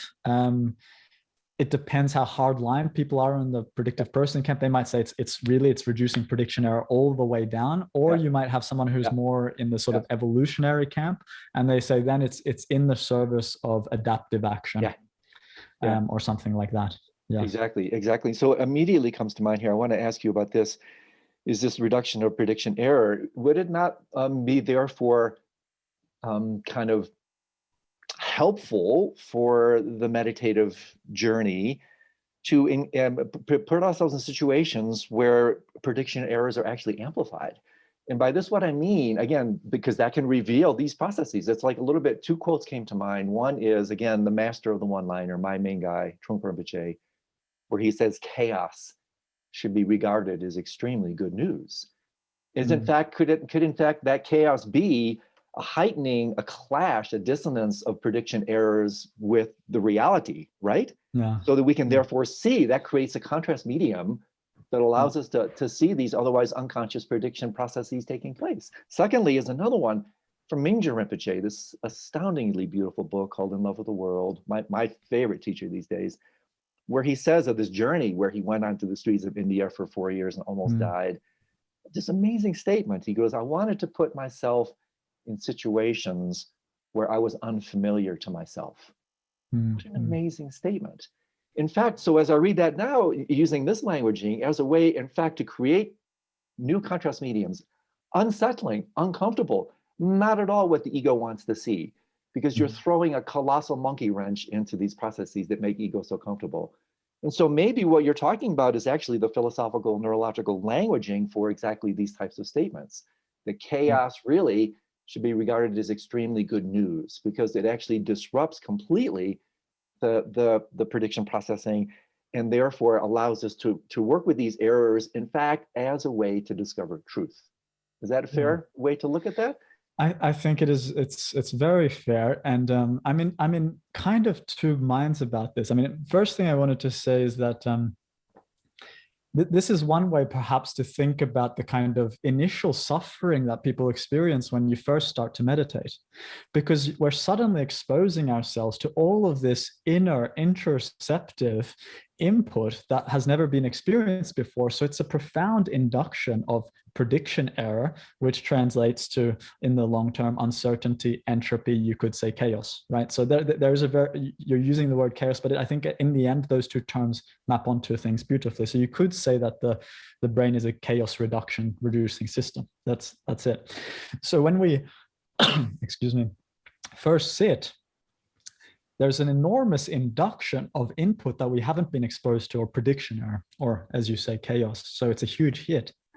And then over time, what can happen is that this prediction error gets explained away, and suddenly a kind of coherence arises. And this is what we might start to picture as that sort of messy ocean suddenly becoming kind of still and tranquil. And so, you know, this is me really kind of speculating now, but what you could imagine that sort of tranquility that arises is the explaining away of prediction error. And so in daily life, we're constantly kind of actually, you could say in a way, chasing just the right amount of prediction error in order to keep us learning, in order to keep us surviving and keep us going. So we're also kind of addicted to prediction error in a way. We're kind of addicted to this pursuit of improving our models, but also in the long term, not just in the short term. We want to find the best models that keep us alive, right? So this is what keeps us driving and going out and exploring things. So indeed, exposing ourselves to entropy, uncertainty, prediction error, chaos is one way to refine our models. Now, the reason that I'm in two minds about this is that I see so much uncertainty inherent in the world right now that we have so much prediction error to deal with as it is, that in a way, I think that even the more valuable thing is, for some people, is to be able to find that inner place where this entropy is explained away, so that the system can have these experiences or windows of silence where this prediction error is not constantly bombarding the system. I mean, if you think about just the changes in terms of technology, the fact that we're in the middle of a pandemic, the fact that we're relating to each other differently, we're working differently, everything that we've been doing is constantly being changed. Change is just happening at an exponential rate in the world. So our exposure to impermanence and anicca is at a level it's never been before. So on some level, I think it's wonderful to expose ourselves to entropy when we have that inner centered stability. But that inner centered stability perhaps comes from those windows of silence where the system can be at peace within itself, where that prediction error is at least momentarily explained away. And indeed, at the deepest level, when we just give up the habit of prediction itself. Altogether. Because if we give up the habit of prediction, we also are not inducing prediction error, and therefore we're not creating this habit of action and everything. Oh, Ruben, I can't tell you, that's just absolutely beautiful. You know, it reminds me, actually, what the Buddhas are the only ones that in fact are habit free, right? It's only the Buddha that is prediction-free, karma-free, habit-free. And so it really is habits, predictions, it's turtles all the way down until you open up. And a couple other lines came to mind from Bruce Lipton, where he says, crisis sparks evolution. Again, it's another one of these things. But what I wanted to say a couple of things here, again, to show or to point out to our listeners, like, why is this so important? Well, another reason this is so important is, as you were intimating, Ruben, that this points out that these evolutionary forces, what sometimes I playfully refer to as the forces of the dark side, that these are these unconscious, these massive unconscious processes, which Bruce and others say, what is it, like 95% of what we do now is driven by these unconscious processes, largely, throwing into this can of soup now are these predictive processes taking place. And so the reason this is so important is because on one level, exactly as you're saying, on one level, biological evolution is not on the side, it's not on our side as spiritual practitioners. Because biological evolution, as Bruce or as Donald Hoffman points out, evolution is not interested in truth. It's interested in functional fitness. It's interested in bringing your genes into the next generation. And so if we understand that, and there's so many colossal implications here, we realize that when we're sitting in meditation, we have, and this is why I'm such a big fan of integral theory, Ruben, is we have so many massive forces of the dark side, these unconscious forces that are actually working against spiritual evolution. One of which is when we go from spiritual, what I understand as spiritual evolution is, in fact, the deconstruction, the so-called progress from fully reified form, i.e. ego, to formlessness, i.e. egolessness. Well, that is completely counter, again, against the whole stream of our biological legacy. Everything is designed to protect form, including fear. So fear comes into play here. So as they're trying to go from ego to egolessness, from fear to fearlessness, how is that interpreted through the for the unconscious mind that generates this thing called ego? It's a death threat. And so we have this kind of bipolar relationship. Part of us really wants to wake up, but part of us doesn't want to die, right? Part of us doesn't want to go through it. And so by understanding this, we can cut ourselves a little slack, give ourselves a little break, have a sense of levity and humor, and realizing that we have so many of these unconscious processes, habits, forces working really against us from this biological legacy. It's like I was watching the Olympics the other day, and the baton, we're handing the baton on this so-called race to evolution, wherever that's taking us. And this massive momentum that has been given to us by our biological structures are not necessarily conducive for our spiritual evolution. And by understanding that, we can relax, smile at the extraordinary sophistication of these forces, and start to bring them into the light of consciousness. Really, my friend Bob Thurman says, fundamentally, the process, and many teachers say this is one way to look at enlightenment, is to basically bring all the unconscious processes into the light of consciousness, so that there is no such thing as the unconscious mind. There's only awareness. But you can see if, in fact, 95% of what we're doing is dictated by this iceberg, then we have to cut ourselves a little bit give ourselves a little break around this. Don't you think? Yeah, I definitely think that. And in a way, we can say that they're working against us, but on another way, we can also see that these are processes that are serving our survival, and they are the habits that created all the beauty also that we can see. Maybe not all the beauty, but at least some beauty came out of also these habits. They are the ones that make this whole experience of being a human happen. So in observing them, we can hold them kindly and with friendliness in our becoming aware of them. And it's not always even the case that we need to get rid of them. We need them, right? They are our, I think the question, that they ultimately they should just serve us, and rather than us serve them. I think that's the transcend. It's the transcend but include narrative. We still need our fear. We still need all these biological things, but we need, again, the integral approach.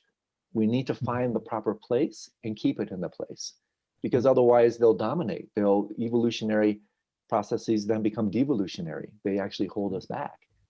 And so by Mm. understanding that, so anyway, I cut you off a little bit, but yeah, if there's more you have to say about that. Otherwise, I wanted to read another section from a very compelling thinker that is a little bit coming back to the non-contextual realism thing. But again, to me, this is so central to what we're talking about here. But I did interrupt you a little bit. Was there a little bit more you wanted to say about that? No, that's okay. That's perfect. I don't want the interview to, I get so excited. I don't want the interview to go the other way where I'm sucking all the air out of the room, right? No, not at all. Not at all. So again, let me share with your permission, and then I still want to talk about psychedelics and things like that if you have a second. Yeah, But this is, if you don't know the work of Christopher Wallace, do you know his work? Are you familiar with him? Chris Wallace? No, I don't think so. I'm going to turn you on to this guy. He's a dear friend, please. a brilliant scholar, Sanskritist. I think one of the most sensitive thinkers on non-dual Shaiva Tantra, Kashmir Shaivism. Really clever. He's not just the classic translator, but he's a cultural translator, where he brings these amazing perennial truths into a kind of contemporary vocabulary. So I wanted to just read this for everybody because I find it so compelling. It's a paragraph or two, and then we can come back to this for just a second, because again, I think this is so key. Oh, and by the way, the reason I'm mentioning this is also going to be a segue into what I was suggesting earlier. When we do all the deconstruction, when we do all the negation, the cutting, what's left? What's left? And so now, so this is going to be the last comment I have about, okay, so we cut to what? And so this is what Chris is pointing to, which I think then we can run with a little bit.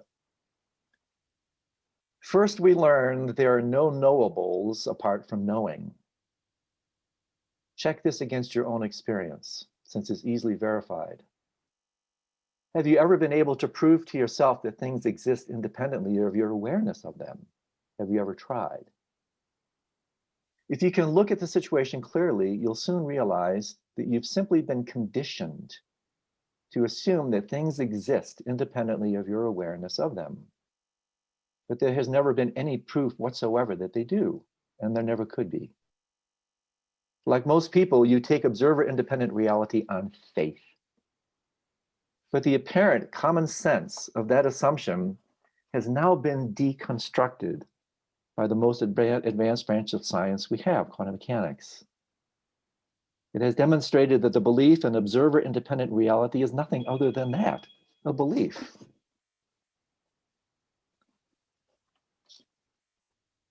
And one without any evidence whatsoever to support it.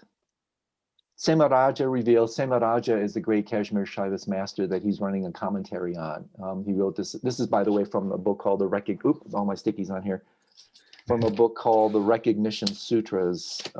It's Chris's really wonderful commentary on 20 short sutras that he then runs with. So Semaraja is the author of this text that he's commenting on. Semaraja reveals this truth in these words, quote, "Whatever one is aware of in this world, its nature is nothing but that awareness," end quote. Another way of saying the same thing is, there is no reality to whatever you are aware of apart from your awareness of it. But wait a second, you say, if I experience a specific thing, let's say a tree, and then when I'm not there, my friend experiences the same thing and reports it to me, surely that proves its existence is independent of my awareness. No, it only demonstrates that perceivers are coordinated. They agree on the tangible aspects of reality because their awareness co-created that reality, giving rise to the illusion of objectivity. But perceivers are and must be coordinated, simply because they are all instantiations of a single underlying perceiver. They are all facets in a single jewel, as it were, all rays of the one light, end quote. Which, of course, what he's saying is what? The one light of the light of awareness itself. So now we've bottomed out. We've bottomed out into no thingness, formlessness, formless awareness itself. Again, the wonderful result of the diminuendo that you articulate as you go from focused awareness to open monitoring to non-dual to what? not nothing, but no thing, empty, formless awareness itself, which this tradition and the non-dual traditions, as I've come to experience them and understand them, in fact, that is what's left, is just formless awareness itself. And again, perfectly revealed in the medium of the dream. There's no objects in the dream. What is it that actually constitutes the appearances in the dream? It's the light of the mind itself. It's just mind. So I wonder how that lands with you.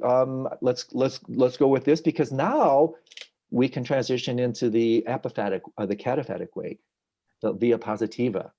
You know, now that we cut down to nothing, or reduce to nothing, what is left? That. And tat tvam asi, thou art that. What is that? Okay, so again, it's a little bit long, but because the stuff to me is so profound, it's so cuts to the nintig, to the heart essence of the whole bloody shebang. So now we've kind of come down to it. So let's talk a little bit about it. The it, which is the hardest to talk about. Completely ineffable, right? What can you say about it? Indeed. Yeah, I mean, coming from the perspective, I suppose, of what we've been saying about the creative process of the brain, the fact that it's constantly generating predictions based on past experience. This is the kind of ancient message from contemplatives, both past and present, also the meditators that we work with now, also in the laboratory, is that what is possibly left once one has stopped the habit of prediction is something, ultimately that's simply without concepts, but that has the characteristics perhaps that best is captured by the word awareness, that which knows, that which is aware of what is arising, to the point that in some experiences, it may be that is all that's left, at least momentarily. And it is the space within which then the objects of our experience, including the self-attention and all that we experience around us, can then kind of freely re-emerge, both as I like this way of phrasing awareness as both transcendent and immanent. Yes. In experience. And I read this from Zoran Josipovic. He's a kind of he's a researcher focusing on this reflexive non-dual awareness. So this is perhaps what remains. Now I want to bring in something, because I'm also curious of your opinion here. And this is something that is a kind of interesting living inquiry for me as well. The question of the liberating aspect of discovery, of these kinds of discoveries. And in the same vein, this state called Nirodha Samapatti, or cessation. Yeah. So this is very interesting, because there is a state described in classical Buddhism, and I'm working with some meditators now who can work with this state, known as cessation or Nirodha Samapatti, which is the absence of even consciousness and awareness. It is the full absence of experience, full stop, nothing, no time passing. They can go out for days at a time, come back, and it's as if no time has passed, no experience has happened, nothing. And then in the emergence, which is why they train this state, they see the construction of the predictive processing hierarchy, which maps very well into how we know the brain constructs experience. So there's something also to be said, and it's something I kind of inquire about and watch in myself, is the reification of awareness also as a kind of, as a construct. And yet there is something profoundly unique also about awareness, the fact that it is immanent and transcendent in all experience. And yet there are also states where there is apparently an absence of awareness. So this raises a very interesting kind of, inquiry for me. Oh my gosh. Okay, I'm just a couple of notes here so I don't forget. A couple of things. So yes, boy, this is again this. Oh, you're just speaking my language here. I would argue that awareness of absence is not absence of awareness. let me say that again. Awareness of absence is not absence of awareness. What I would argue that takes place in these kind of neurotas of sampati, and it's very interesting how many of these terms of negation, terms of spiritual endearment, right, are negations, right? Nirvana, nirodha, nirvikalpa, nirguna. They're all just cutting, discovering, cutting, doing this necessary, sometimes painful spiritual surgery, until what I would argue with the kind of inherent question is, it's not just, it's only consciousness that is fundamentally negated. And this is where, remember in the conversation that I presented a couple of weeks ago, I made, I think, this critically important distinction between consciousness and awareness, Semin Rigpa. And therefore, as I said, that consciousness and non-duality are in fact mutually exclusive by definition. That in the terminology, as I've come to understand it, consciousness is pejorative. It's literally in Sanskrit, right? Vijnana. Gnana, G-N-A-N-A, is non-dual awareness, wisdom. Consciousness, you put the prefix VI in front of it, that fractures it. So what we know as consciousness, by definition, is always dualistic. We're always conscious of something. And so therefore, consciousness itself is not irreducible. Consciousness can be deconstructed to reveal awareness. And so what I would be very interesting to talk to these people, because what first comes to mind, and I'd have to really chat with them a little bit, is it's a little bit akin to what happens in deep Dharmakaya samadhis, and also what happens in death, is that fundamentally the display is completely flatlined. That's what takes place. And so when the display is completely reduced to ground zero, that is in fact when we go unconscious. But there are degrees, depending on one's level of awareness, of tacit awareness that never turn off, right? And this in fact is, I can't remember if I mentioned this in our conversation with the Cons group, Ruben, is what I believe the great contribution of the wisdom traditions is. It replaces, this kind of clunky Western binary relationship to mind consciousness is either on, off, yes, no, black, white, dead or alive, with a very sophisticated dimmer. And in fact, that's what these practices you're talking about do. They're dimming consciousness till eventually consciousness turns off, and then what's left is formless awareness itself, which is the very fabric and matrix of reality that never turns off.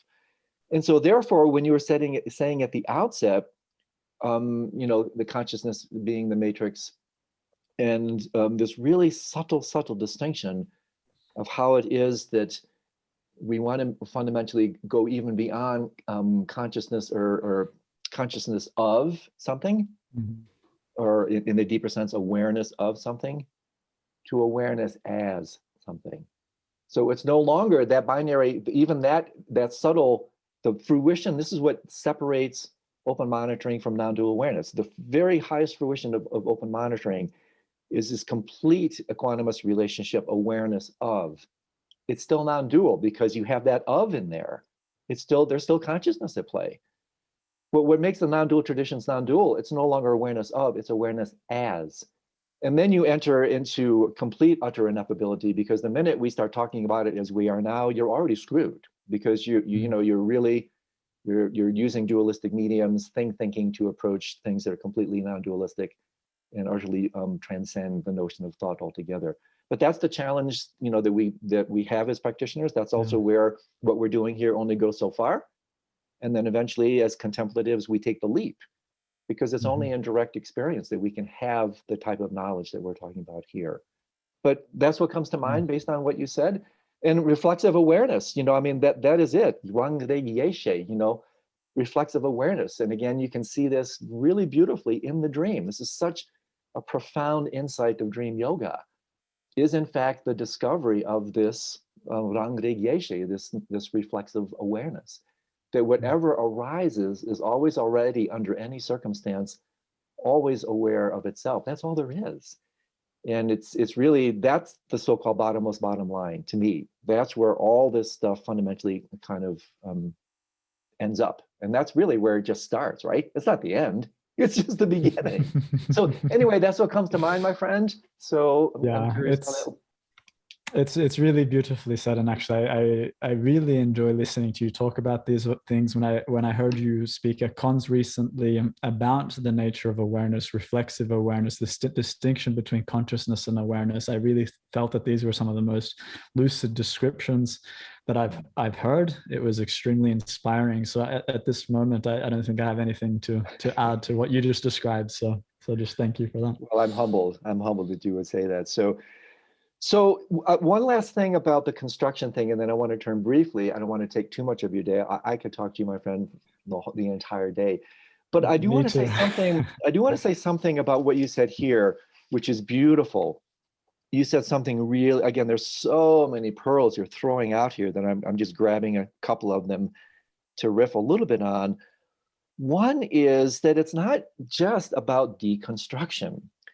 You talked about wholesome constructs. And what I want to say here, just ever so briefly, is that, again, is the genius of the Buddhist tradition, in my estimation, why I drink this Kool-Aid, is their incredible array of skillful means. You know, that you could say half the path, this is my languaging, is in fact this kind of arc towards no thingness, towards emptiness, dharmakaya. But that in and of itself is not it. And that's why there's really some really colossal new age spiritual traps, enemies, if you think that utter cessation is it. No, no, no. It's the cessation of ignorance, the cessation of habituation, the cessation of these predictive processing. That needs to all be negated. But then again, to put an exclamation point on like, now what? Do you just hang out in these high states of absorption? Well, as you know, the Buddha, through his Vipassana meditation, said, no, that's not quite it. In fact, that's why he transcended the Brahmanical teachers and teachings, that, you know, the ultimate fruition of meditation in his era was in fact these samadhi absorption states. And he realized close but no cigar. And so then the so-called second half, and again, my languaging, are in fact what in Buddhist language is Tantra is called the generation stage practices, where then after you deconstruct, the point, you know, that's ultimate liberation for self, which is realizing there isn't one. Isn't that beautiful? The ultimate benefit of self is realizing there isn't one. Well, then what do you do with that? Then you form it volitionally, voluntarily. Instead of out of karmic, you know, habitually driven, impulsive ignorance, embodying ignorance involuntarily, then the journey becomes one voluntary embodiment, voluntary incarnation, voluntary form, lucid. This is ultimate lucidity, where you bring that awareness, that no thingness awareness, and then what do you do, Ruben? You voluntarily form your thoughts, you form your body, you form your mind in the service of love and compassion for the benefit of all sentient beings. And so therefore, this is super important, because otherwise, like, what's the point? And again, how relevant is our spirituality in this day and age if we can, in fact, not take these insights and apply them to a world that's on fire? Yeah, it's groovy if we chill out, that's fine for us, but what happens to the rest of the world is inflamed. And so therefore, then we take this deconstructed process, now we form it voluntarily. Exactly what you can do in dream yoga, where you arise in all these forms as a deity or whatever, is a representation of that. Exactly what you do in Bharata yoga. You voluntarily take rebirth, moment to moment, day to day, life to life, for the service and benefit of others. So I throw this into the mix again to show how what we're talking about here is not philosophical, metaphysical mumbo or even scientific mumbo jumbo. This has tremendous applicability to benefit the world and to actually get us out of this chain of involuntary cosmic recycling that's been going on from beginningless time, where now we can wake up to the process, bring these processes into the light of consciousness, and continue to now it becomes lila. Now it becomes rolpa. Now it becomes the play, because we're no longer being buffeted around by these predictive processes and everything else that's in this iceberg of the unconscious mind. So I just wanted to put an exclamation point on that it's not just all about cutting. At a certain point, you enter the action, you come back into form, but now you do so habit-free, right? Prediction-free, and really as a representative and a servant of reality, not a servant of the ego. Yeah. So anyway, sorry, I get carried away. No, you're it's just fantastic. So inspiring me. It's like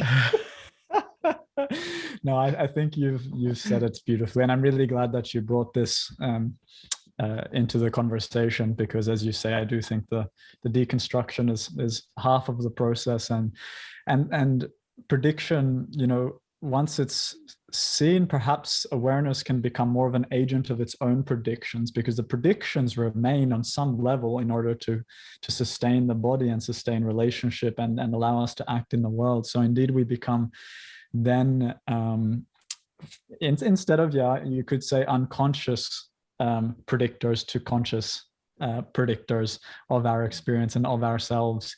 And that's the empowering part, and that's also the beautiful part, that you in a way get to have your cake and eat it too.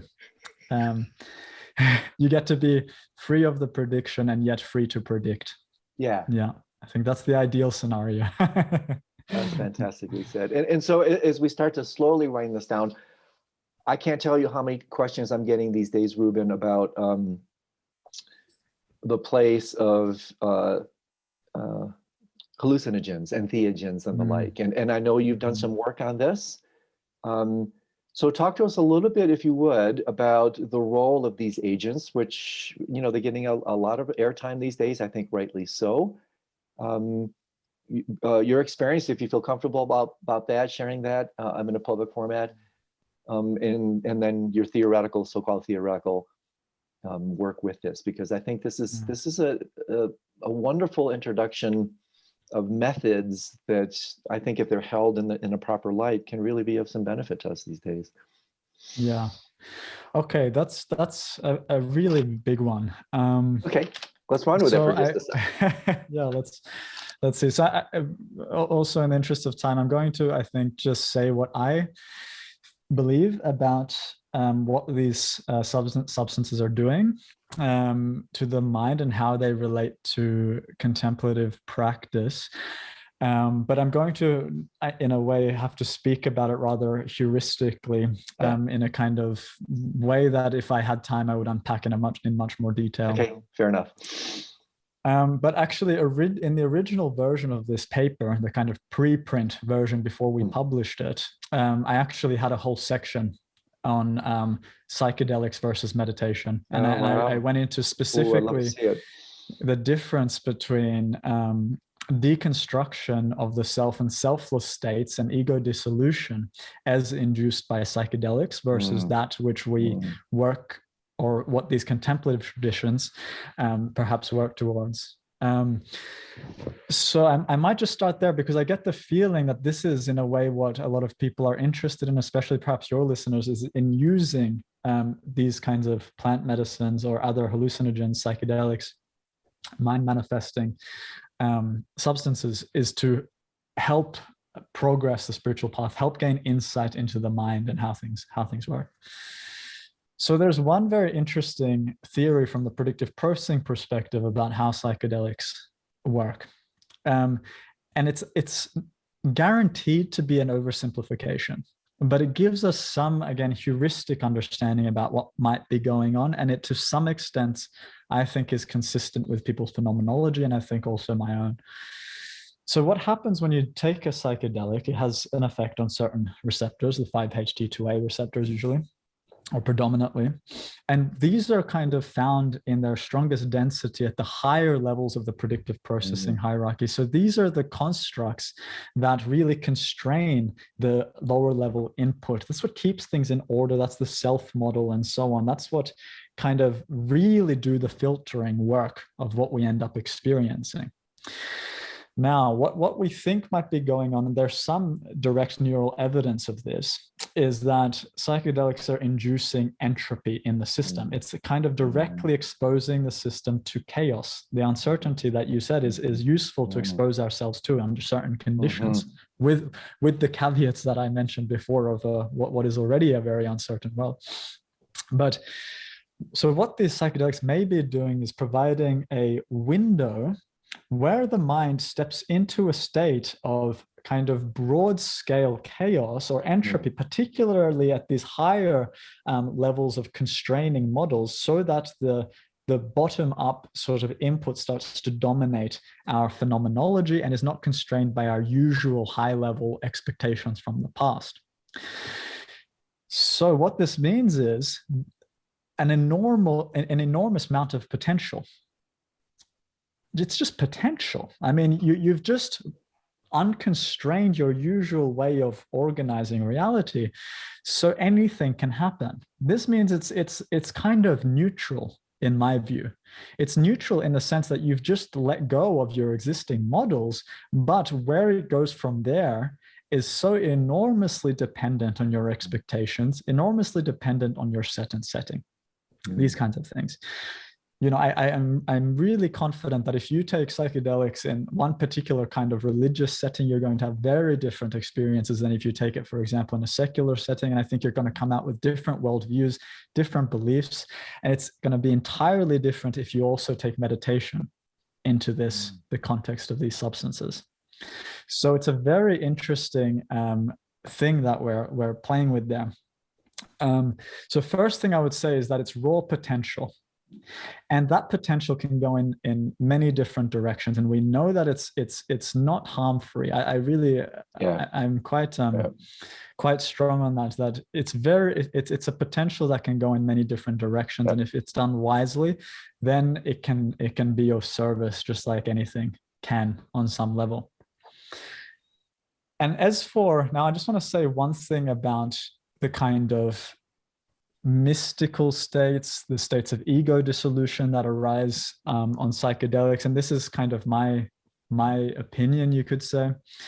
But my sense is, both from reading these descriptions, also from my own experiences with them, is that they are still kind of profound, very interesting, also potentially life-changing, but constructed states of experience. So often my sense is, when I read these experiences, which I'm not downplaying their importance of, let's say, these sorts of unity experience of becoming one with one's environment, these kinds of things, that makes perfect sense from the perspective that our usual models have become blurred. Our predictions are not assigned as much confidence as they usually are, and they're changing the way that they're manifesting, because they're just not, they don't have the control that they usually do. So then it's possible to experience yourself become a plant, for example. It's possible to feel yourself completely merge with the environment. It's possible to see time and space warp in all sorts of ways, and it's possible to enter higher states of consciousness also, which, what exactly that is, I don't know, but they are very interesting. But from my own experience and from what I read from these experiences, they don't seem to map very well onto, for example, what we're talking about as non-dual states of awareness, absence of the kind of constructed contents of experience. Most often, from what I've seen and experienced. But that is not to say, and this is kind of the frontier, and a very exciting frontier, is the combination of, for example, Buddhist meditation practices, deconstructive practices, focused practices, in concert with something that relaxes our models temporarily. Now, if you combine these two things, maybe you've got something of a new tool that can kind of expedite this process. But I also still think that there's so much that we don't know yet about how these substances work. Also, especially on the developing brain, people who are new to practice, at what phase in life should we be using these? At what phase of meditation practice are these useful substances to be using? These are all really open questions. But I'm excited about this marriage of psychedelics and plant medicines, as well as the profound insights from Eastern traditions, and then the profound rigor of empirical science. If we combine these things, I think there's a frontier here that is potentially revolutionary. Yeah, what a fantastic, elegant summation of this. And by the way, I would love to read the draft of what you didn't publish. So if you feel comfortable, oh my gosh, I would love to read that. But a couple things come to mind, one of which is a little bit playful. Again, playing with the word LSD as acid. that it's really ego dissolution. You know, so it's kind of dissolving, right? Putting into solution in both senses of that, right? Solving and also dissolving, right? The issue of reification. And okay, so a couple of things here, Ruben. One thing that I wanted to say, again, I think this is it may seem somewhat, I wouldn't say petty, but I do think it's important, this comment that you entered, you talked about entering higher states of consciousness, so-called altered states. Well, I would counter that, and by saying that you're actually not entering a higher state of consciousness or an altered state. You're entering, in a certain sense, a lower state of consciousness. When these experiences, and I've tried them twice, you know, decades ago, actually, I found them profoundly interesting.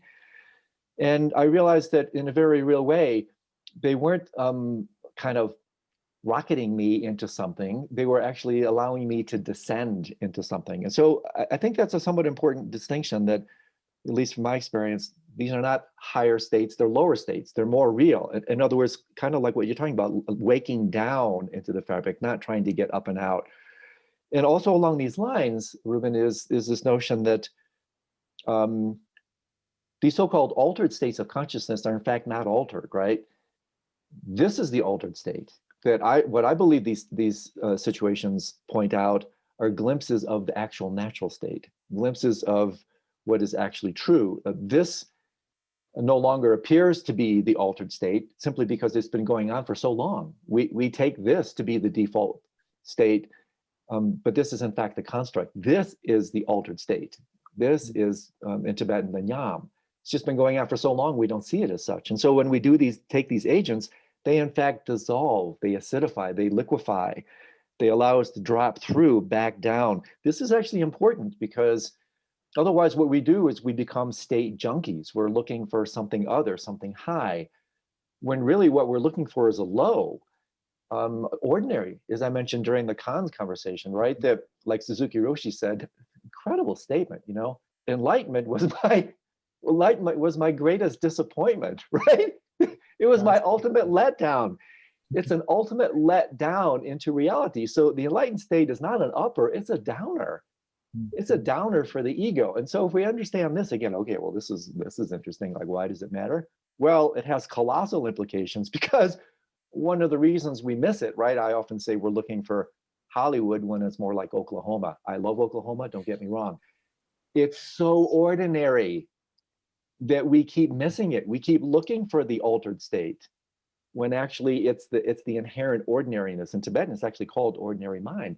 So I think this is important, because otherwise what happens is we become addicted to these highs, we become state junkies, when fundamentally what we need to really do is just relax, open, to die, dissolve, and we fundamentally make this radical discovery. Oh my goodness, it's been here all along, 24/7. There's nothing but this, nothing but that, ta-ta-ta, dharmata, suchness. I'm literally looking for it, prevents me from seeing it. So I wanted to throw that into the mix. And I have a question for you.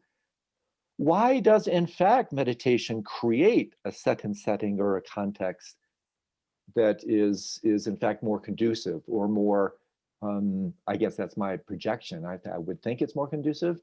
But what is it in your experience, Ruben, that creates the meditative setting different from the other ones? Obviously, I think that's somewhat inherent to a lot of what we've been talking about, but if you could maybe just put an exclamation point on that, that would be great. Do you mean now still in the context of psychedelics, or do you mean? Exactly, yep. Okay.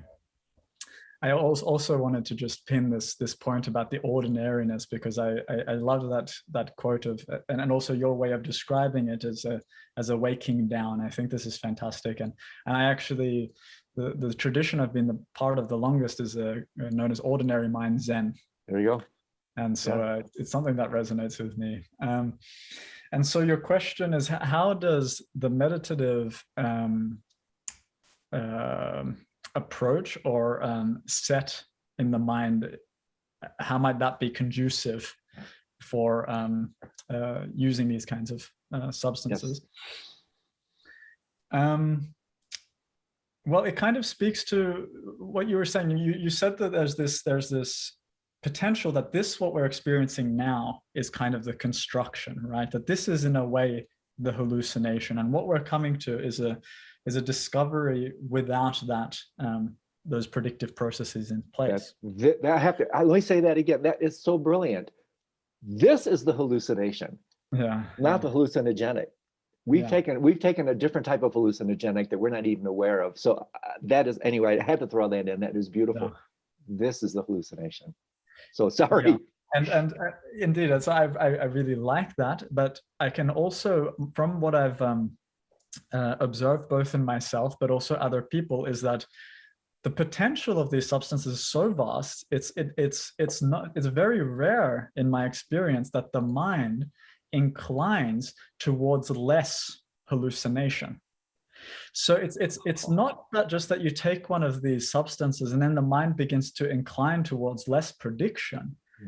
No, in fact, it has this new input, and so it inclines towards more and more excited, hyper predictive processing, all kinds of new insights, all kinds of new discoveries, all kinds of shifts in perspective.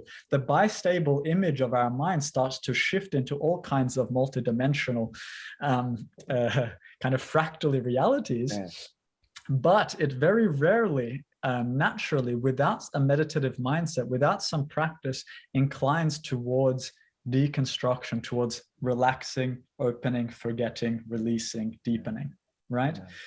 So this is why the psychedelic becomes a potential that, if it's combined with this mindset of inclining towards letting go of predictions, then it can perhaps speed things up, actually.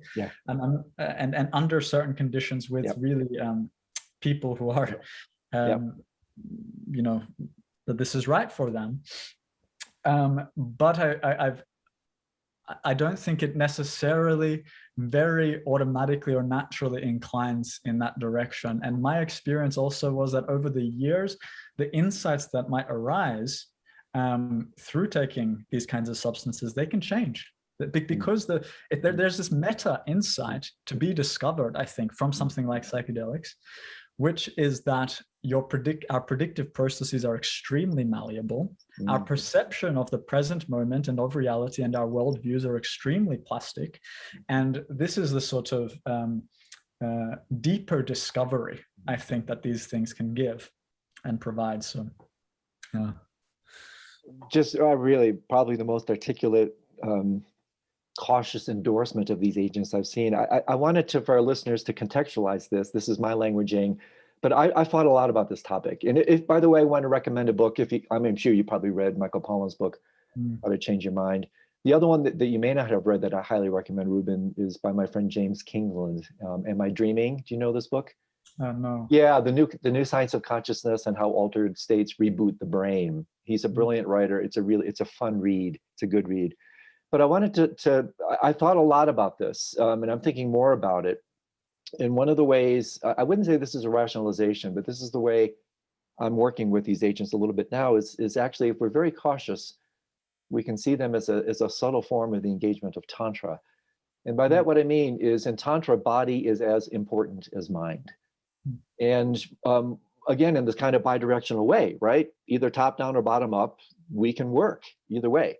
Whether we know it or not, we're working in bidirectional ways all the time. Our meditation is working with subtle and unconscious processes, whether we know it or not.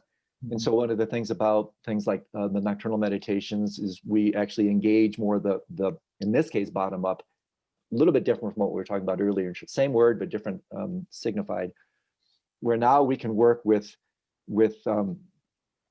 these processes using the medium of the dream, working with unconscious processes to ping lucidity from the unconscious mind into the conscious mind. So even that process becomes bidirectional. Therefore, lucid living leads to lucid dreaming leads to lucid living. And again, it's not just bidirectional, it's tridirectional. They both then lead to lucid dying, but that's a slightly different topic. I wanted to come back to the way Tantra works here, is that body is as important as mind. And when working with, this is real classic neurophenomenology, right? Now we're working with the neural correlates of consciousness that are most fact, not causative, but correlative to these states, why not engage them in this way? Why not use this subtle form of body, i.e. the neurochemistry, as a way to bring about these kind of pointing out transmissions? But then, of course, the big question is, they do point out state dimensions. They're not traits.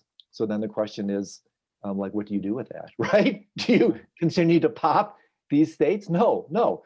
Then you take these pointing out transmissions, and then you take it to the mat. You take it to the cushion. You transform the state into the trait, not by taking more of these agents, but allowing them, in fact, to point out that, hey, this is an organic process. I can actually engage in this, stabilize this to the more organic green approach of working with the mind through meditation. And so, oh, Ruben, I mean, really, I'm getting selfish now. I could hog you for the whole day. This has been such a delight. As we start to close this out, if there are any final comments about the hallucinogen thing, feel free to run with that. But I want to close by offering you the opportunity to talk to our audience, how they can support you, how can they learn more about you, what are you currently working on, so that we can anticipate and look forward to your future work, because you are such a brilliant shining light in this world that I, for one, will be eagerly awaiting your very next publication. So share with us a little bit what you're doing, how we can support you from our side. Thanks, Andrew. This has been such a wonderful conversation, really.